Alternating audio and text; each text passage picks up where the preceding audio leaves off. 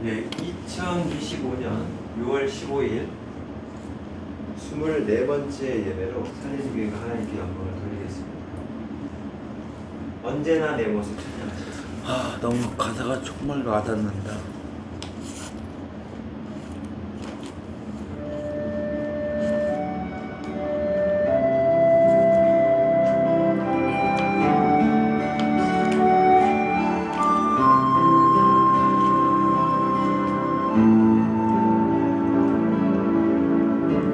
언제나 내 모습 너무나 부끄러워 무릎으로 주님께 기도로 가오니 나 홀로 서 있는 죽은 내 영 깨우사 주님만 나를 세워 영 살게 하소서. 주님 내 안에 주님 내 안에 내 안에 계시고 주님 내 안에 주님 내 안에 나를 세워주소서.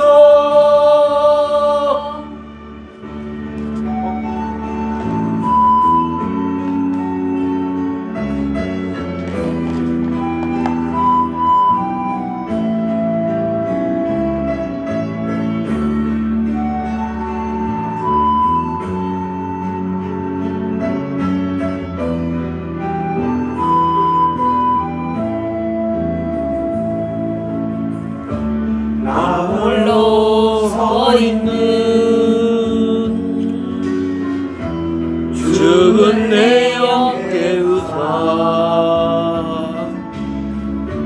주님만 나를 깨워 영 살게 하소서.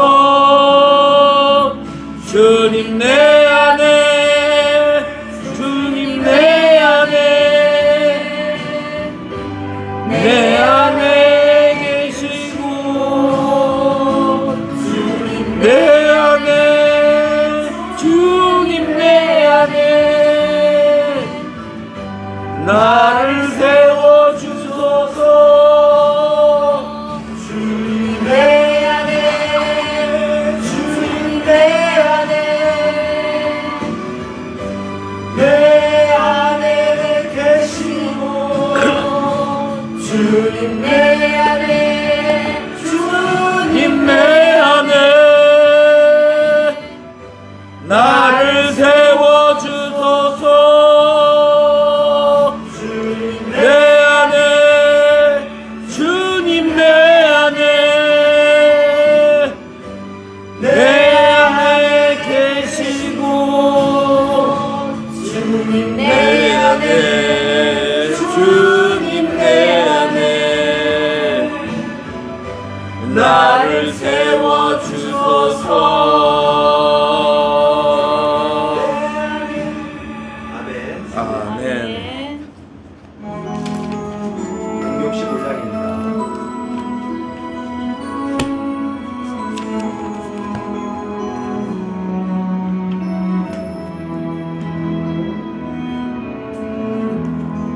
나를 지으신 주님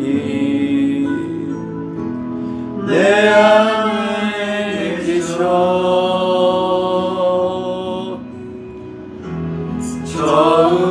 처음부터 내 삶은 그의 손에 있었죠. 내 이름 아시죠. 내 모든 생각도 내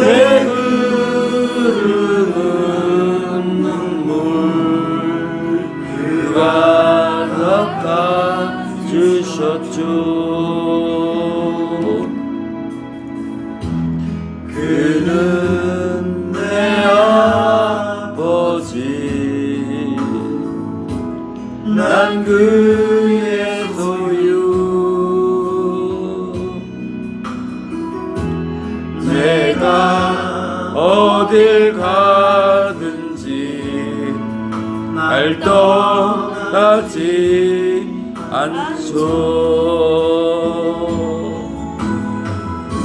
내 이름 아시죠. 내 모든 생각도 아바라 부를 때 그가 들으시죠.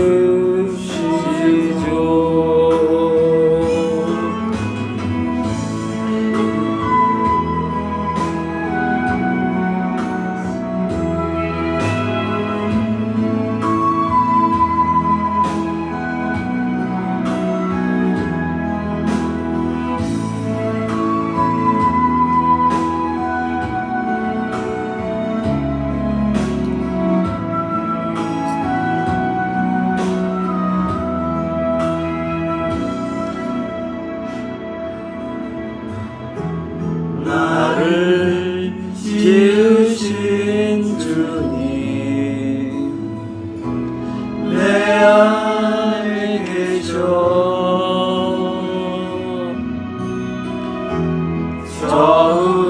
처음부터 내 삶은 그의 손에 있었죠. 내 이름 아시죠. 내 모든 생각도 내 흐르는 눈물 그가 닦아 주시죠. 내 이름 아시죠. 내 모든 생각도 내 흐르는 눈물 그가 닦아 주셨죠. 그가 닦아 주셨죠. 494장입니다. 489장.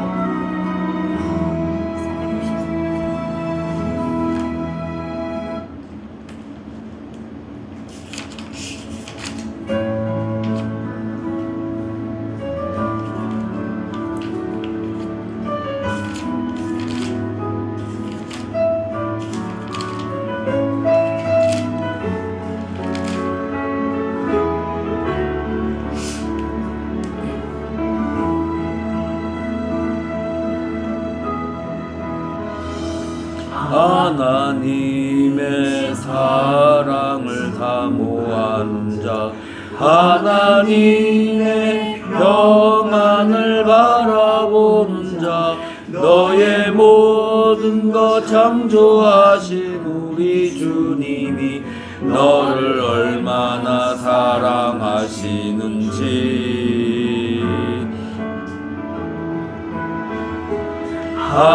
하나님께 찬양과 경배하는 자, 하나님의 선하심을 닮아가는 자, 너의 모든 것 창조하신 우리 주님이 너를 자녀 삼으셨네.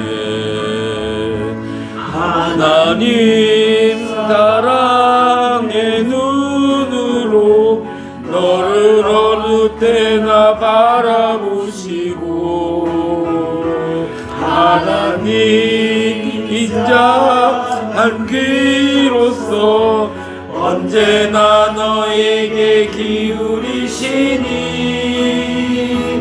어두움에 밝은 빛을 비춰주시고 너의 작은 신음에도 응답하시니 너는 어느 곳에 있든 주를 바라고 주만 바라볼지라.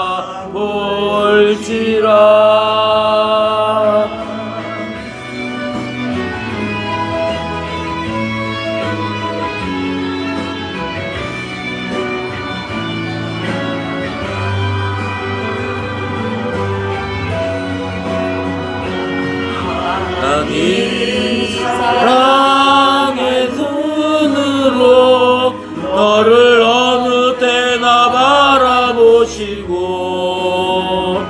하나님 인자한 귀로서 언제나 너에게 기울이시니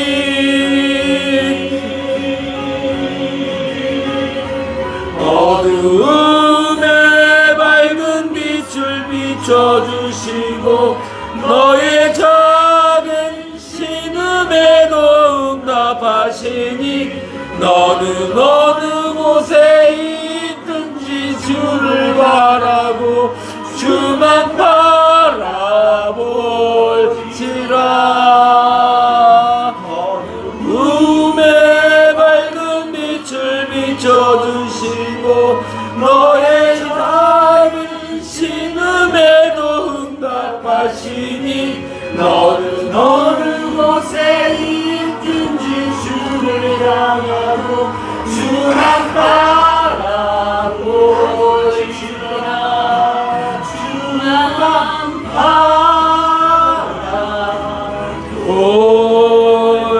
바라볼지라.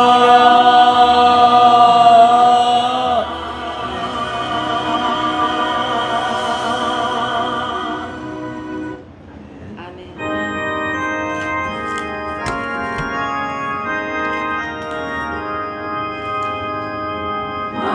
만복의 근원 하나님 온 백성 찬송 드리고 저 천사여 찬송하세. 찬송 성부 성자 성령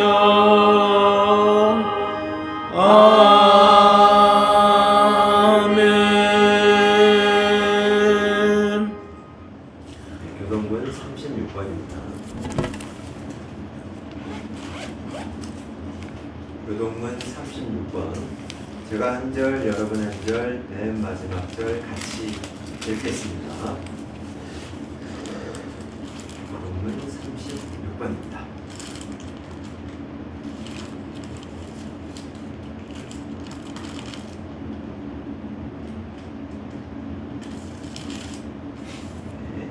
주여, 주는 대대에 우리의 거처가 되셨나이다.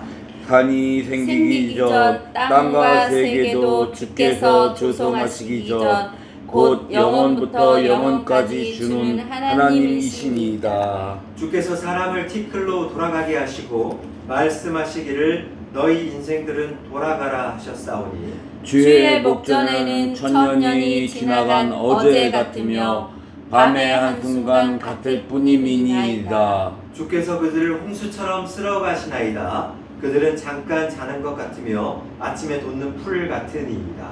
푸른 아침에 꽃이 되어 자라다가 저녁에는 시들어 마르나이다. 우리는 주의 노에 소멸되며 주의 분내심에 놀라나이다. 주께서 우리의 죄악을 주의 앞에 놓으시며 우리의 은밀한 죄를 주의 얼굴빛 가운데 두셨사오니 우리의 모든 날이 주의 분노 중에 지나가며 우리의 평생이 순식간에 다하였나이다.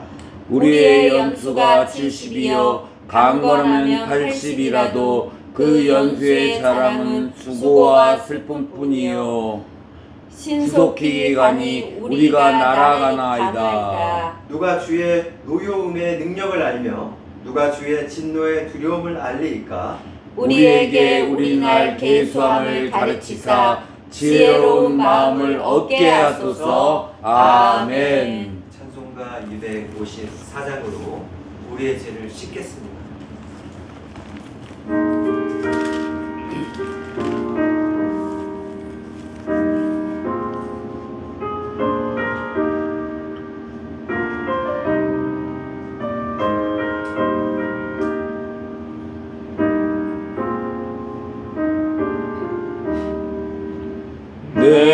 주의 보혈은 정하고 정하다.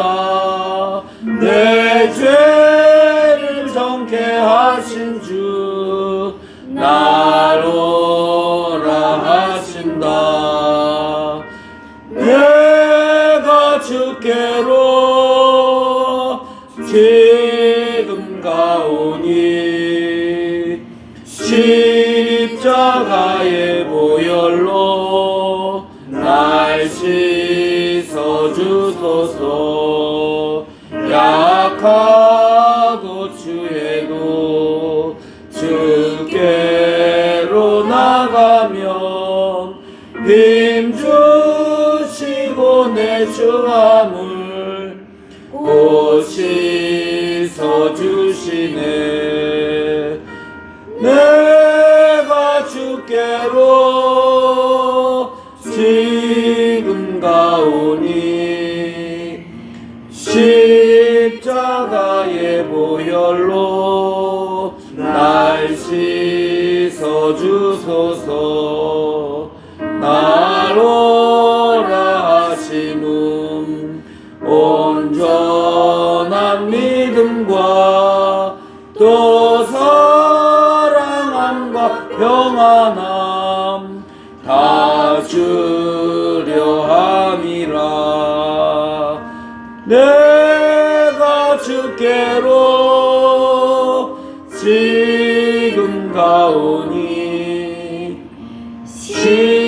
십자가의 보혈로 날 씻어주소서.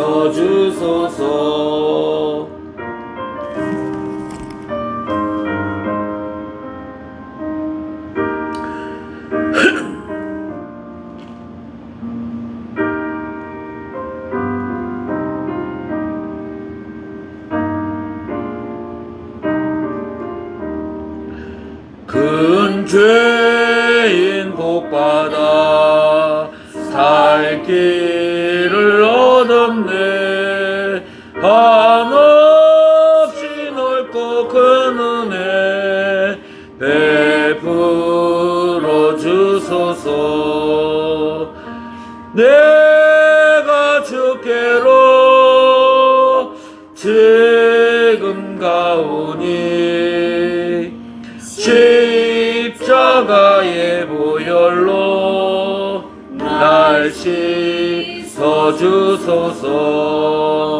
그 피가 맘속에 큰 증거 됩니다.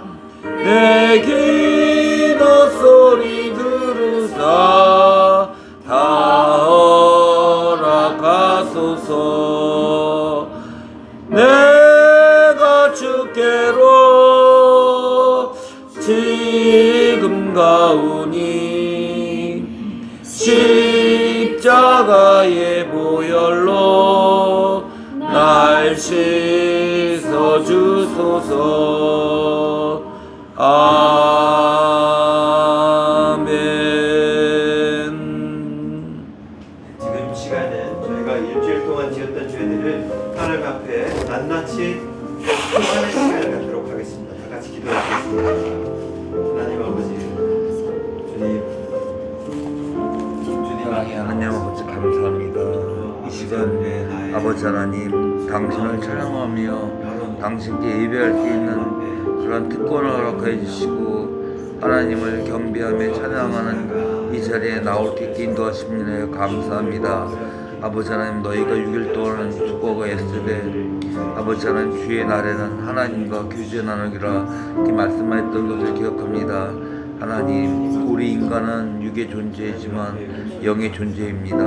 따라서 육으로 열심히 일을 해야 되고 영으로 하나님을 경배하며 영육 간의 조화를 이루는 가운데 하나님께 경배하며 하나님이 다스려 명하신 만물을 하나님의 뜻에 맞춰서 아버지 하나님의 뜻이 무엇인지 구별하는 가운데 일을 행하며 실천해야 되는 존재인 줄 압니다. 아버지 하나님, 주께서 저희들의 마음을 주장하여 주시고 하나님을 경배하며 찬양하게 하시고 그 안에도 참 쉼을 얻을 수 있도록 인도해 주셨소서. 아버지 하나님, 살리는 교회에 아버지 주께서 함께 하셔서 장신동 목사와 심은경 사모를 주장하여 주시고 아버지 하나님 이들이 연합하여 하나님의 사랑과 하나님의 말씀을 증거할 때 아버지 하나님 주께서 모른전한 저희들의 마음을 연락하여 주시고 아버지 하나님 주의를 감당하게 좌우로 치우치지 아니하며 오직 하나님을 바라보며 이를 감당하게 해주셔서 아버지 하나님 믿음이 없어 이 자리에 참석하지 못하는 형제자매들이 있고 아버지 하나님 세상 일에 열중하느라 참석하지 못하는 그러한 모습들을 많이 보게 되는데 아버지 하나님 이들의 믿음을 불쌍히 여겨주시고 하나님 왜 우리가 예배자리에 참석해야 되는지 저의 마음 가운데 깊이 깨닫게 하셔서 함께 모여 주님을 경배하며 찬양하며 아버지 하나님 우리 살리는 교회가 흥황하여 나갈 수 있도록 인도해 주시옵소서. 아버지 하나님 수많은 형제자매들이 모여 주님을 찬양하게 하시고 주 안에 기뻐하게 해주시고 아버지 하나님 진정 그 안에 우리의 목표와 우리의 꿈이 주변의 어려운 영혼들을 함께 나누는데 귀하게 동참할 수 있는 그러한 모임이 되어질 수 있도록 흥황하게 해주시고 하나님을 찬양하게 해주시고 아버지 하나님 이 땅에 버려지고 힘겨워하는 고아와 가부와 나그네를 돌보는 그러한 살리는 교회 될 수 있도록 인도해 주시고 주께서 함께 해주시고 역사해 주시고 그 가운데 동참하는 수많은 영혼들이 하나님께 물질과 마음과 기도로 이 일을 감당할 수 있도록 주님 허락하여 주옵소서. 예배 순서인데 아버지 마치는 그 시간까지 함께 해주시고 영혼들을 함께 하실 살아계신 예수님의 이름으로 기도 올려옵나이다. 아멘. 만일 우리가 죄가 없다고 말하면 스스로 속이고 또 진리가 우리 속에 있지 아니할 것이고 만일 우리가 우리 죄를 자백하면 그는 미쁘시고 의로우사 우리 죄를 사하시며 우리를 모든 무리에서 깨끗하게 하실 것이고 만일 우리가 범죄하지 아니하였다 하면 하나님을 거짓말하는 이로 만드는 것이니 또한 그의 말씀이 우리 속에 있지 아니하니라. 아멘. 찬송가 213장 부르시고 우리를 대표해서 양정 목사님께서 기도해 주시겠습니다. 찬송가 213장입니다.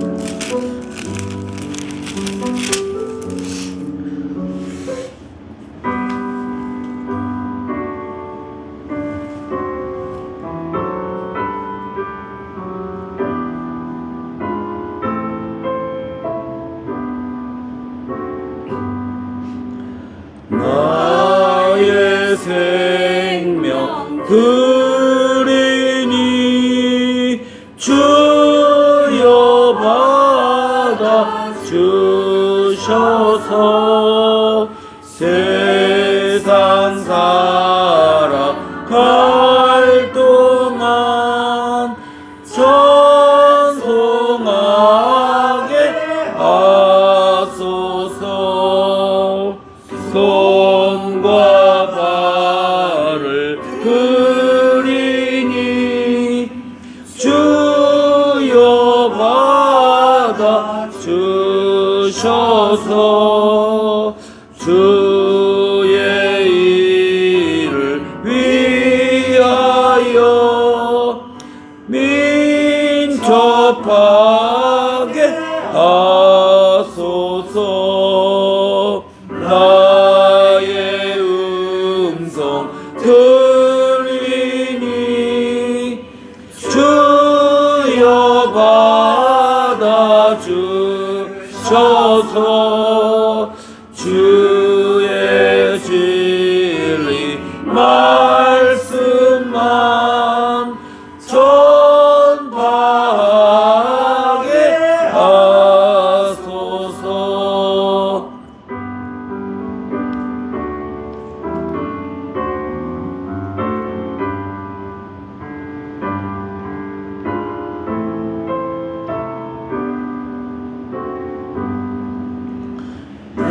나의 보아 드리니 주여 받아 주셔서 하늘나라 위하여 주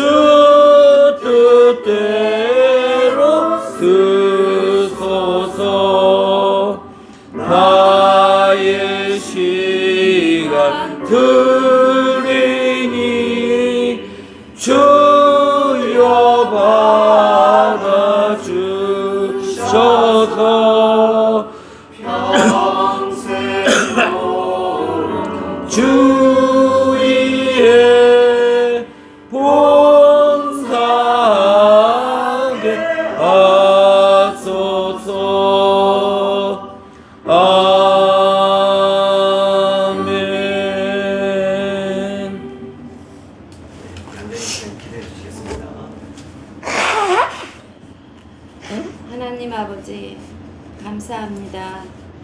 주님, 우리는 여전히 부족하고 나약합니다. 세상의 유혹과 분주함 속에서 주님이 온전히 바라보지 못하고 때로는 주님의 뜻을 외면하며 죄를 합리화시키고 살아왔음을 고백합니다.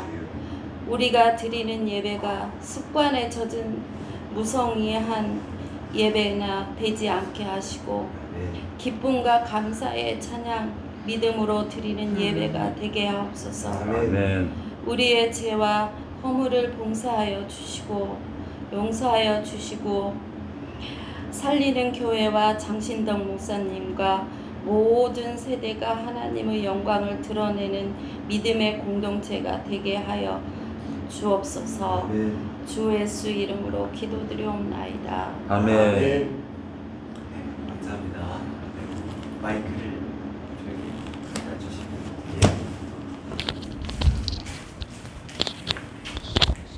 예, 오늘의 말씀은 사무엘 하 7장 1절에서 2절까지입니다. 사무엘 하 7장 1절에서 2절까지입니다.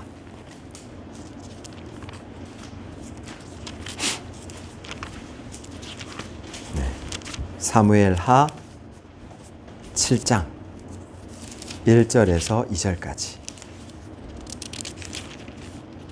예, 다 찾으신 줄 알고 같이 봉독하도록 하겠습니다. 시작.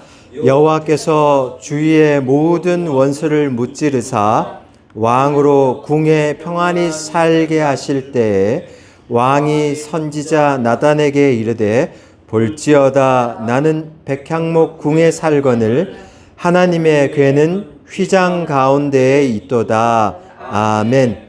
네, 저는 오늘 주도자와 조력자의 관계라는 제목으로 말씀을 증거하게 됩니다. 저는 오늘 이성계와 정도전의 이야기를 통해서 인생을 주도하는 사람이 사람이 될 때 어떠한 파탄이 일어나는지를 말씀드릴 것이고, 또한 사울 왕이 다윗과의 관계 속에서 사울이 주력자고 다윗이 조력자일 때 자기 인생을 주력해서 끌어가던 사울이 어떻게 망가지는가에 대해서 제가 선포를 하게 됩니다. 또한 여호와와 다윗의 이야기를 통해서 여호와가 인생을 주도하고 다윗이 그 힘을 보태겠습니다라고 하여 조력하는 그 인생일 때 결론이 어떻게 나는가를 제가 말씀드리도록 하겠습니다. 그러면 오늘 지금 본문을 먼저 설명하기 전에 누구나 이 인생 가운데 어떠한 개인이든 간에 지금 현재로 모든 사람들이 자기 인생의 왕이 돼서 자기 인생을 주도적으로 끌어가는 그런 삶을 살고 있지 않습니까? 1388년에 위화도 해군이 있을 당시에 이성계와 정도전의 관계를 조명을 잠깐 해보겠습니다. 고려 말이 되었습니다. 그때 고려 말의 정권은 중국의 원나라를 섬기고 있었습니다. 그런데 명나라로 바뀌었습니다. 그리고는 명나라가 이북의 땅 천령을 자기네 땅이라 우겼습니다. 그랬기 때문에 고려에 있었던 사람들이 반발하면서 실세였던 최영 장군이 선제 타격하자. 우리가 명나라를 선제 타격한다. 이렇게 얘기합니다. 그랬을 때 신하였던 이성계가 그때 당시에 뭐라고 네 가지로 반박을 하게 되냐면, 장마철이라 활 쏠 수 없다. 지금 가면 안 된다. 남쪽에서 왜구가 빈번하니 지금 가면 안 된다. 그리고 지금 백성들이 피폐해 있어 분량이 부족하다. 그리고 국제정세가 지금 명나라로 기울었는데 명나라를 친다? 말이 안 되는 거다. 반박했습니다. 그러나 최영 장군이 강하게 선제 타격한다. 그렇게 얘기했습니다. 그래서 이성계가 요동 징벌 하에서 조민수와 함께 공동의 지도자인 조민수와 함께 요동징벌하러 간 겁니다. 그래서 오늘날에 중국의 단동 밑에 있었던 압록강 하구인 위화도까지 간 겁니다. 그랬는데 그 위화도에서 이성계가 자기 인생의 주도자로서 단독적인 결정을 내립니다. 전군, 해군, 우린 고려를 친다. 개성으로 들어간다. 이렇게 얘기합니다. 그랬을 때 조민수라는 공동의 지도자가 있었는데 그냥 암묵적으로 그냥 같이 동조합니다. 물론 이성계가 주도적으로 개성을 친다. 전군, 해군이라고 얘기했지만 거기에 대해서 반발을 할 수 있었던 조민수 장군이 그냥 같이 동조해 준 겁니다. 그렇게 하면서 고려를 치게 되고 최영 장군을 사로잡고 유배 보내고 고려의 14대 왕이었던 우왕을 폐위시키고 그 다시 아들이었던 창왕도 폐위시킵니다. 그리고 공양왕을 자기가 내세워서 4년 정도 섭정 정치를 하다가 결국에 1392년에 조선을 건국하게 됩니다. 그러면 그때 이성계와 정도전의 관계에서 주력자와 조력자의 관계를 잘 보시면서 깨달을 게 있습니다. 이성계가 위화도에서 해군에서 개성으로 들어와서 고려를 멸망시킬 때 거기에 조력자로 누가 붙었느냐? 정도전이 붙었습니다. 조선 후기에. 그러면서 조선은 이렇게 건국돼야 된다. 성리학을 기본으로 해서 제도와 신료가 치리하는 나라가 돼야 된다. 왕은 상징성으로만 존속하고 그래야만 이 백성들이 평안해질 것이다. 이렇게 이제 주장한단 말입니다. 근데 이때까지 주도자였던 이성계와 정도전의 관계는 조선 초기까지 굉장한 신뢰관계가 있었습니다. 그러나 그 신뢰관계가 자기 인생을 자기가 주도하는 이성계가 그렇게 간다라면 과연 그 사람 주변의 모든 신하들, 자기에게 목숨을 걸어줬던 조력자들이 평생을 같이 갈 수 있을까를 고려해 볼 때 전혀 그럴 수가 없다라는 얘기를 제가 하고 싶은 겁니다. 주도자가 본인 스스로의 에고가 주도자가 돼서 자기 삶을 이끌어가면 그에게 힘을 바치고 조력했던 모든 관계가 틀어진다. 그 얘기를 드리는 겁니다. 그래서 조선 중기에 가게 되면 그 목숨을 걸고 정도전이 모든 조선을 건국하는데 1등 공신이 내줬는데 이제 이성계와 갈등 구조가 됩니다. 이성계는 왕이 다스려야 된다. 우리 가족 중심의 왕권으로 가겠다. 그리고 정도전은 안 됩니다. 신하와 강요가 다스려야만, 그러면서 왕은 그냥 산하의 상징성으로만 있어야만 이 나라가 온전하게 갑니다. 이렇게 갈등 구조로 갑니다. 그러다가 병들어서 눕고 그 다음에 이제 물러나 있는 상태에서 정도전에게 힘이 가서 정도전은 그의 아들 중에서, 이성계의 아들 중에서 다른 사람을 왕으로 세우려고 했지만 이방원이 난을 일으키면서 결국 정도전을 죽이고 왕이 됩니다. 그래서 왕권 체제로 가죠. 여기 이 짧은 얘기에서 우리가 볼 수 있는 건 뭐냐면, 인생을 주도하는 사람, 내가 주인이 돼서 이 인생을 주도하게 되면 반드시 신뢰관계가 파탄난다. 자기의 조력자였던 모든 사람과 신뢰관계가 파탄나는 꼴이 반드시 온다. 이걸 이성계와 정도전을 통해서 교훈 삼아야 된다. 저는 오늘 그 말씀 잠깐 드리겠습니다. 두 번째로 사울과 다윗의 조력 관계를 보겠습니다. 사울이 주도적으로 자기 인생을 살고 있고 조력하고 있는 다윗이 있습니다. 사무엘상 17장에 가게 되면 다윗이 지금 블레셋에 골리앗 장군을 쓰러뜨립니다. 사울은 자기 스스로가 맨 처음에 그러지 않았어요. 사울도 그런데 하나님이 세워줬다는 것에 대해서 자기가 하나님의 목소리의 주도자로 내 인생을 끌어가 달라고 맨 처음에 했지만, 그러다가 어느 날부터 자기가 왕권을 잡고 힘이 세지니까 아말렉을 처단할 때 여호와의 말씀이 주도적으로 아말렉과 짐승은 다 멸절하라 했는데, 사울은 자기가 주도자가 서서히 되면서 아말렉 사람은 멸절했지만 거기에 좋아 보이던 짐승들은 여호와께 제사 드리기 위해서 내가 살려두었나이다, 이렇게 얘기합니다. 어느 순간에 자기가 여호와가 주도자인 데서 자기는 거기 힘을 보태는 조력자로 가다가 뒤바뀐 겁니다. 그렇게 되면 인생이 어떻게 되느냐?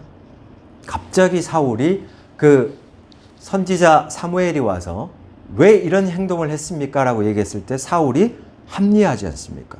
좋아 보이길래 여호와를 위해서 이 짐승들 남긴 건데 뭐가 잘못된 겁니까? 라고 얘기합니다.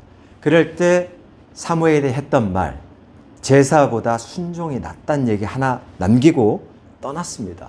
그 다음부터 사울의 인생이 어떻게 되는지 보십시오.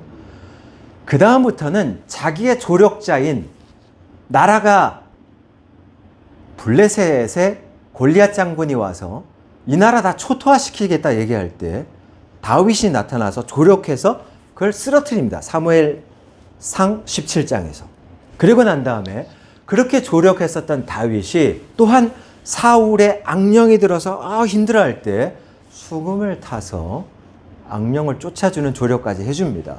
그럼에도 불구하고 이미 자기의 인생이, 사울은 자기가 주도적으로 이끌어가는, 사울의 에고가 내 인생을 이끌어가는 상태로 변해있기 때문에 이 사람은 더 이상 조력자인 다윗을 용납할 수가 없는 상태로 도래하게 되는 겁니다. 그러면서부터 어떻게 되느냐?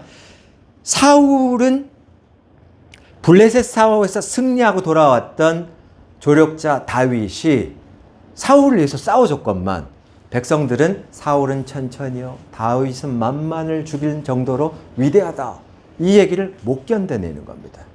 자기 인생이 자기가 주력자가 되게 되면 자기보다 똑똑한 사람이 밑에서 조력해 오고 될 때 반드시 그 주력자는 그를 제거합니다. 그렇기 때문에 이건 뭘 보면 알 수 있냐면, 여러분, 우리나라의 왕이나 역대 왕이나 그런 사람들이 자기가 에고가 돼서 끌어가면 그 밑에서 조력했던 모든 사람을 죽였다. 그 역사적으로 다 증빙되는 게 아니겠습니까? 그렇기 때문에 오늘날도 마찬가지입니다. 만약 대통령이나 왕이 됐는데 내 에고가 내가 원하는 세상으로 대한민국 끌어간다, 이렇게 가면 그 사람이 상처를 받게 될 때 어떤 무시무시한 현상이 일어나게 되냐면, 상처받은 왕은 지독한 고립에 의해서 통제 정책을 펼치게 되어 있습니다. 역대로. 그러면서 과도하게 신하를 의심하고 죽이고, 내가 백성에게 더 인정받아야 되는데 나보다 더 훌륭한 정책을 내세워서 이건 왕의 정책이 아니라 밑에 있는 신하의 정책이 아닙니까? 백성이 알아버리게 되면 스스로 돌아서서 뭔 얘기하는지 아십니까? 난 허수아비 아니냐, 저 신하가 왕이 되어야 되는 게 뭐 백성들이 원하는 건가? 죽인단 말입니다. 이런 식으로 이 인생이 자기가 주도적으로 이끌어가는 인생이 되면 상당히 위험해진다라는 얘기를 전 지금 드리고 있는 겁니다. 이해되시죠? 네. 그렇게 하면서 사울도 결국은 조력했던 다윗을, 목숨 걸고 블레셋과 싸워서 이기고 돌아왔던 다윗을 창을 던져서 창이 땡! 대롱대롱. 이걸 2번이나 반복하지 않습니까? 널 죽여야 된다. 왜? 네가 지금 내 나라를 뺏으려고 하는 게 아니냐? 백성들이 너 다윗 얘기하는 거 아니냐? 주도자가 그러면 내가 아니라 너냔 말이다. 이렇게 간단 말입니다, 인생이.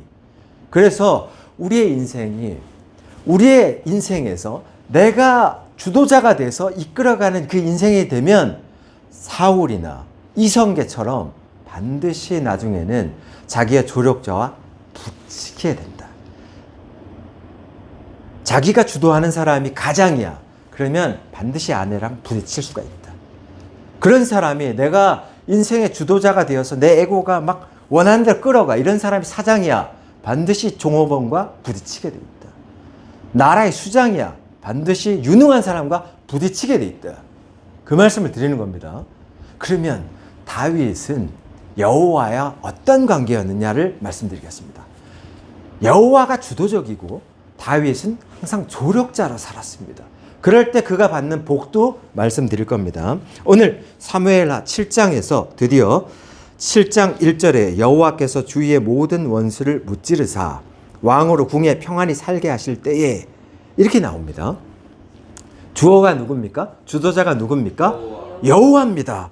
여호와가 주위의 모든 원수를 무찔러 줬다라고 다윗은 얘기하는 겁니다. 그러면서 여호와가 다윗이었던 왕이 궁에 평안히 살게 하실 때에 이게 배경이란 말입니다. 그러면 사무엘하 7장까지 오기 전에 어떠한 현상이 있었냐? 다윗에게서 이미 다윗은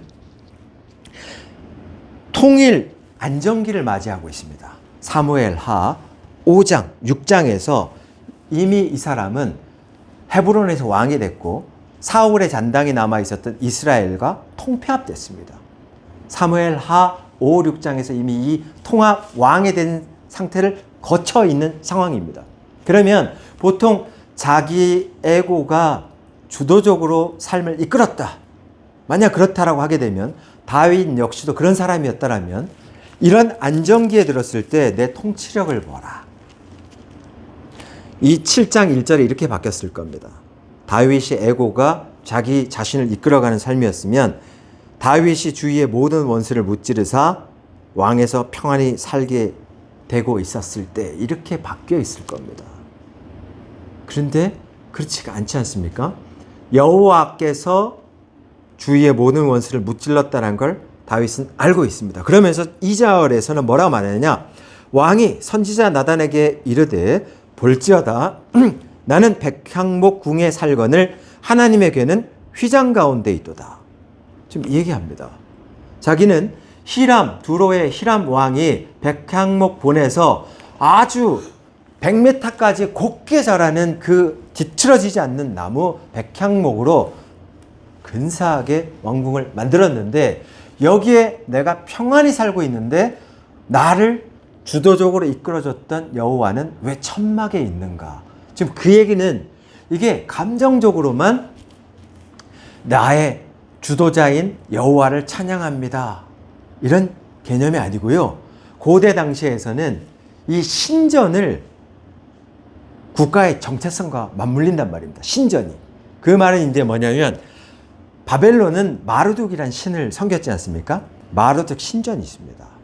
애굽은 암몬 신전이 있어요. 암몬 신을 섬겼기 때문에. 그러면 어떻게 되냐면 평상시에 많은 백성들은 자기가 주도적으로 이끌어가는 삶을 살다가도 마르둑 신이 오늘 이렇게 말씀하셨다 하면 주도자에서 다 내려와서 조력자가 되고 마르둑 신이 주력으로 들어가는 겁니다.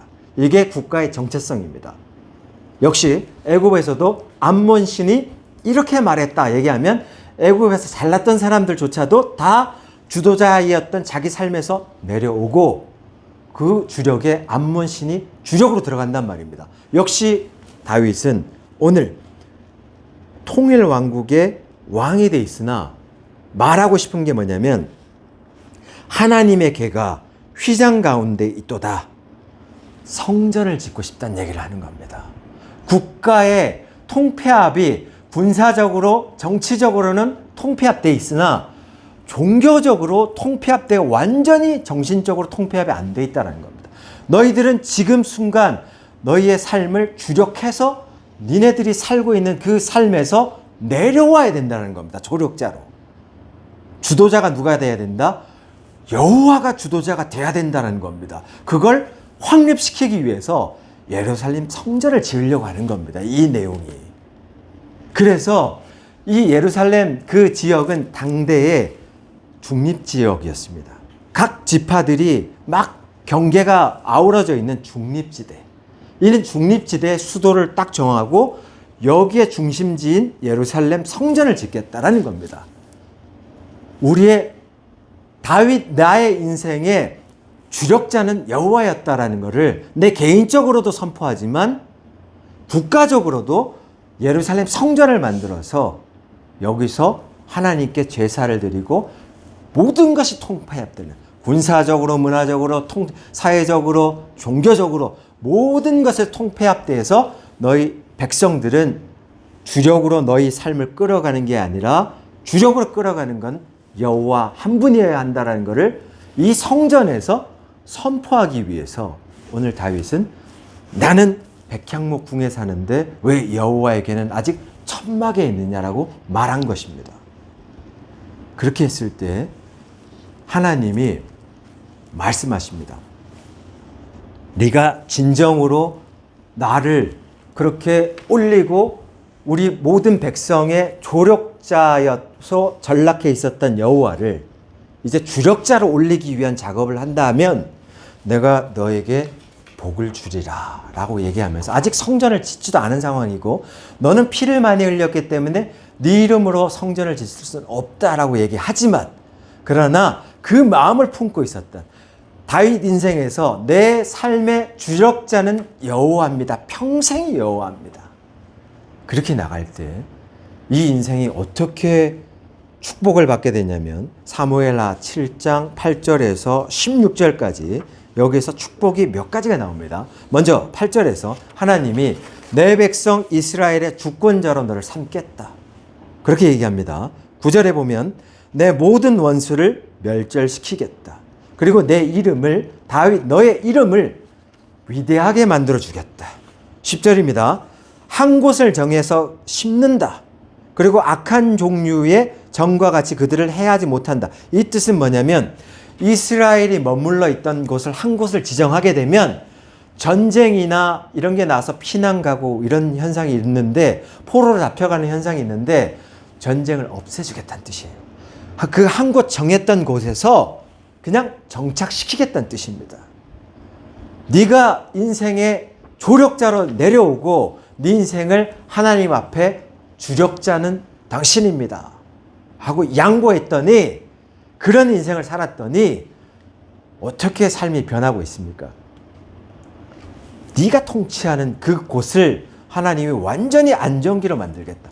악한 종류의 정과 같은 세력들이 일어나지 못하게 하겠다. 예, 악한 종류, 블레셋, 아수르, 바벨론, 외적들 침입 다 막아주겠다는 뜻입니다. 이렇게 선포합니다. 11절에 보면 모든 원수에서 벗어나 편히 쉬게 할 거다. 12절에 너 평생 너의 수완, 네 생명이 닿을 때까지 편안하게 살다가 내 씨가 내 뒤를 잇고 내 나라를 견고하게 할 것이다.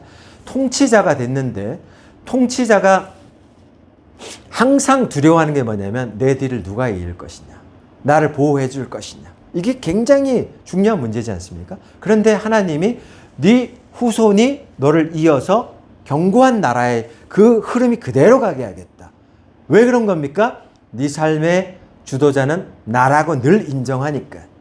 그래서 내가 이걸 인정해 주는 겁니다. 그러면서 한편으로는 다윗은 항상 하나님 얘기하면 지금 시글락에 내 아내와 전체가 다 아말렉에 잡혀갔는데 따라가리까 말리까. 백성들은 돌 잡고 다윗 죽이자라고 일촉즉발의 상황인데 사울처럼 단독으로 결정 안 내리고 따라가야 되니까 말리까를 늘 얘기했던 다윗. 항상 조력으로 여호와여 어떻게 해야 됩니까? 나의 주도자인 삶의 주도자여. 내가 이 절체절명의 위기 속에서 난 지금 어떻게 해야 합니까? 라고 얘기할 때 하나님이 따라가라. 따라가면 잡을 수 있겠나이까? 반드시 잡으리라.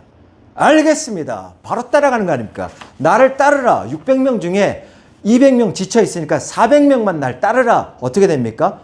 다 데려왔다. 다 무사히 데려오고도 전리품까지 싹 뺏어왔다. 아시겠습니까? 여호와가 주력으로 갈 때 놀라운 일들이 일어난다. 다시 한번 13절에 보면 그는 내 이름을 위하여 집을 건축할 것이요 그의 나라 왕위를 영원히 견고하게 할 것이다. 예, 다윗의 후손이었던 솔로몬이 아무리 잘못한다 하더라도 그가 나의 성전을 건축하겠다. 그는 피를 많이 안 흘렸기 때문에 너 대신으로 할 것이다. 그러나 그에게 왕위를 경고하게 하고 14절에 그에게서 나는 아버지가 될 것이다. 그래서 그가 잘못하면 난 채찍으로 징계해서라도 올바르게 이끌어낼 거다. 여기서 중요한 건 뭡니까? 내가 주도해서 내가 왕이야 끌어갔던 사울은 하나님 폐위시켰습니다. 그러나 나는 주도자가 아니라 나는 삶의 주님의 조력자입니다. 힘을 보태는 조력자입니다. 라고 나가는 그 자에게는 하나님이 왕위를 폐위시키지 않는다라고 얘기합니다. 그죠? 15절에 보십시오. 내가 내 앞에서 물러나게 한 사울에게서 내 은총을 빼앗은 것처럼 그에게서 빼앗지는 아니하리라. 솔로몬 얼마나 잘못 많이 했습니까? 근데 다윗과 이 약속 때문에 다윗이 주님이 나의 주력자고 주도자고 내 인생을 이끌어가는 분입니다. 나는 주님께 순종하면서 나갑니다. 이렇게 말하는 자에게서 하나님이 약속해 주는데 네 후손이 잘못하더라도 왕위를 패하지 않는다라는 은총이 오는 겁니다. 그러니까 즉 우리가 주도할 때 이성계가 주도할 때는 정도전 목숨을 바쳐서 했었던 정도전은 결국 신뢰관계가 틀어진다. 우리 인생에서 우리가 주도하는 역할로 계속하면 이성계와 정도전처럼 언젠가는 우리의 돈독했던 관계가 틀어질 수가 있다고요. 그런 상황이 발생하면 안 되겠다. 그게 아내가 될 수 있고 지인이 될 수도 있다. 그렇기 때문에 항상 그 지도자가 진짜 여호와를 섬기는 조력자로 살고 있느냐를 보란 말입니다. 그 왕이 지금 된 대통령이나 왕이 여호와를 진심으로 주도자를 놓고 있느냐를 보셔야 된다. 링컨이 왜 위대한 겁니까? 링컨 자기를 죽이려고 했었던 사람을 국방부 장관으로 내세우지 않습니까? 그는 나의 주도자는 여호와라고 선포한 사람입니다. 그렇기 때문에 자기가 주도하에서 한 거지 그 사람 인생에서 끝날 때 붙이지 않는 편지가 얼마나 많이 작성된 줄 압니까? 저 국방부 장관 내 성질이었으면 벌써 날렸어. 이런 붙이지 않은 편지가 많이 발견됐다고요. 그러나 그는 자기의 주도자가 여호와입니다라고 했기 때문에 여호와께서 이렇게 하라는 감동을 줬을 때 그는 국방부 장관이 돼야 됩니다라고 조력으로 힘을 보탰단 말입니다. 이런 인생을 살 수 있는 것은 주도자와 조력자의 관계를 확실히 한 사람만 이런 인생을 산다라는 얘기를 말씀드리겠습니다.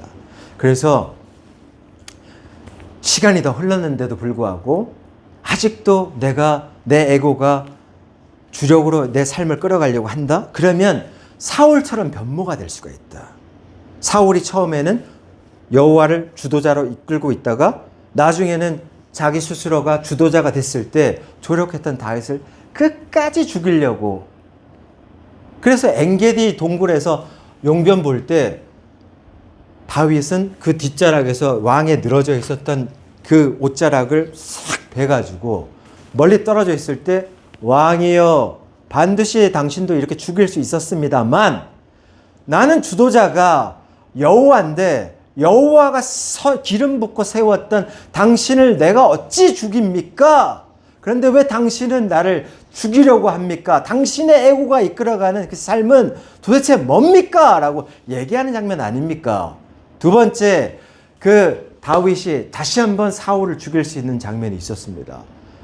사울이 다 잠자고 이제 막 다윗을 쫓아오다가 다 잠들어 있었을 때 다윗의 장군 중에서 몇 명이 내려가서 물병과 사울이 마시던 물병과 창을 가져왔단 말입니다. 그렇게 하면서 또 다윗과 멀리 이게 사울과 멀리 떨어져 있는 장면에서 다윗이 또 얘기한답니다. 나의 주력자는 여호와인데 왜 당신은 사울 당신은 당신이 주력으로 해서 여호와께 기름 부은 자를 대적하냐라고 말한단 말입니다. 이 물과 창, 물병과 창을 보라라고. 당신 게 아니냐. 그랬을 때 사울이 맞다 내 거다 하면서 막 이렇게 회개해. 그때 당시에는. 그러나 또 변한다. 그러니까 자기가 주력으로 하면 결국 어떻게 되느냐. 사무엘상 31장에서 길보아산 전투 때 타격을 입고 내가 적군에게 노출되면 흉한 꼴을 보겠구나. 자살한단 말입니다. 비참하게 죽는단 말입니다. 그러니까 오늘 설교를 통해서 우리 여러분은 깨달으셔야 됩니다. 반드시 내 삶의 주력에서 내려와야 된다. 그래서 다윗처럼 쫓겨다니고 뭐 어쩌고 저쩌고 하지만 맨 처음엔 다윗이 선택받고 기름 부음 받았지만 13년을 쫓겨다니고 하나님과 동행하는 삶에서 하나님 이렇게 왜 하십니까? 막 원망스럽기도 하고 하지만 결국에는 그 사람은 그리고 왕이 되어서 사무엘하 11장에서는 자기가 약간 좀 이렇게 주도적인 입장으로 살짝 올라가면서 밧세바를 범하게 되는데 곧장 사무엘하 12장 13절에서 뭐라 얘기합니까? 내가 죄를 지었다라고 바로 해결을 해버립니다. 그게 시편 51편하고 연동돼 있고요. 이렇게 하면서 하나님은 그 왕위를 다윗의 왕위를 네가 주도적으로 이끄는 게 아닌데 죄를 지었기 때문에 그때는 하나님이 죄를 지으면 징계하면서 컨트롤하지만 그게 끝나는 게 아니라 왕위를 뺏어가는 게 아니라 회복의 길을 열어주는 도구가 된단 말입니다. 그 인생에서. 이게 굉장히 중요한 거예요. 그래서 우리의 인생에서는 주도자가 내 에고가 되면 안 된다. 만약에 우리의 지도자가 우리를 다스리는 대한민국의 왕이 에고로서 이끌어가는 걸 본다면 반드시 기도해야 된다. 그게 얼마나 무서운 건지는 나중에 보시면 아시겠다. 신하 관계가 다 뒤틀린다. 신뢰 관계가. 이성계와 정도전처럼 다 그 꼴이 날 것이다. 를 말씀드렸습니다. 기도하시겠습니다. 하나님 아버지 감사합니다. 주도자와 조력자의 관계 잘 인식하고 하나님이 주도적으로 우리를 평생 이끌어가는 삶을 살았던 다윗과 같은 삶을 살 수 있도록 우리에게 은혜를 베풀어 주시옵소서. 예수 그리스도의 이름으로 기도드렸습니다. 아멘. 네, 주님 앞에 우리의 신앙을 사도신경으로 고백합니다. 전능하사 천지를 만드신 하나님 아버지를 내가 믿사오며 그 외아들 우리 주 예수 그리스도를 믿사오니 이는 성령으로 잉태하사 동정녀 마리아에게 나시고 본디오 빌라도에게 고난을 받으사 십자가에 못 박혀 죽으시고 장사한 지 사흘 만에 죽은 자 가운데서 다시 살아나시며 하늘에 오르사 전능하신 하나님 우편 앉아 계시다가 저리로서 산자와 죽은 자를 심판하러 오시리라. 성령을 믿사오며 거룩한 공예와 성도가 서로 교통하는 것과 죄를 사하여 주시는 것과 몸이 다시 사는 것과 영원히 사는 것을 믿사옵나이다. 아멘. 예, 찬송가 50장 부르시며 하나님 앞에 헌금하십니다.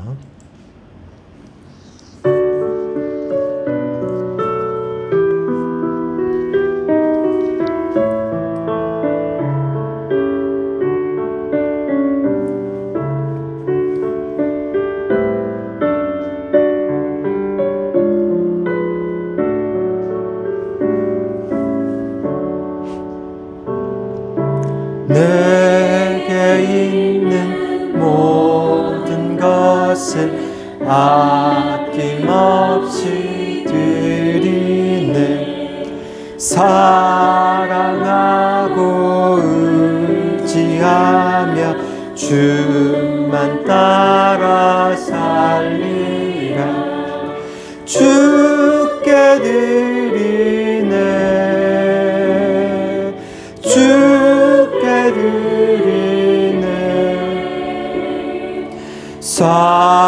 사랑하는 구주 앞에 모두 드리네.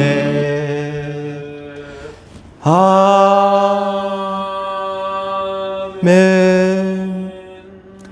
사랑하는 하나님, 보이진 않지만 항상 성경 말씀을 통해서 우리를 인도하고 계시고 그 살아계신 정신이 우리에게 영향을 항상 미쳐주십니다. 놀랍고 기이한 일들에 감사를 드리고 또 새 힘을 얻고 또 일상으로 나가는 우리들, 하나님의 은혜에 참으로 감사를 드립니다. 주일에 나와서 예배를 드렸고 또 힘을 얻고 하나님 말씀에 새롭게 깨닫게 되고 돌이키게 되는 역사가 있습니다. 그 은혜 때문에 우리가 소멸되지 않고 그의 성실함 때문에 우리가 진멸되지 않는 삶을 살아갑니다. 소망이 돋아나고 두렵지 않고 이 인생을 헤쳐나갈 수 있는 것은 살아계신 하나님의 말씀이 살아 움직이기 때문입니다. 나의 두뇌에 있었던 영을 쪼개고 가르고 거기에 하나님 새싹이 돋아날 수 있도록 하심은 하나님의 은혜입니다. 우리의 삶의 터전에서 하나님께 성실하게 일하다가 예물을 가져옵니다. 멀리서 성경헌금 드려왔던 것들과 김동원 집사님과 양정희 집사님, 장신덕 목사 예물 드렸습니다. 이 예물이 하나님께 상납되기를 원하고 이 예물이 하나님을 기뻐하시는데 사용되기를 원합니다. 이 예물을 드리는 그 손길 위에, 자발적인 그 손길 위에 하나님 축복이 더하여 주시사 하나님 더 많은 예물을 드리고 더 많은 하나님 나라를 확장할 수 있는 계기가 될 수 있도록 그들을 축복해 주시옵소서. 감사하고 예수 그리스도의 이름으로 기도드렸습니다. 아멘. 찬송가 635장 부르시고 축도로 예배 마칩니다.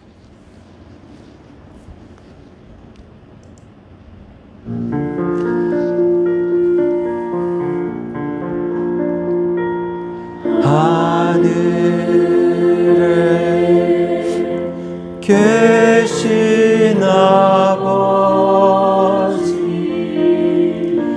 이름 거룩하사 주님 나라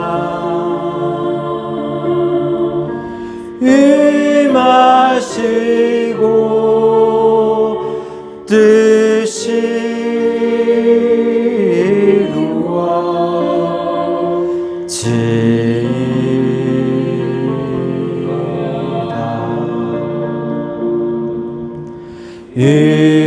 일용할 양식 주시고 우리들의 큰 죄 다 용서하옵시고 또 시험에 들게 마시고 악에서 구원하소서. 되게 주의 나라 주의 권세 주의 영광 영원히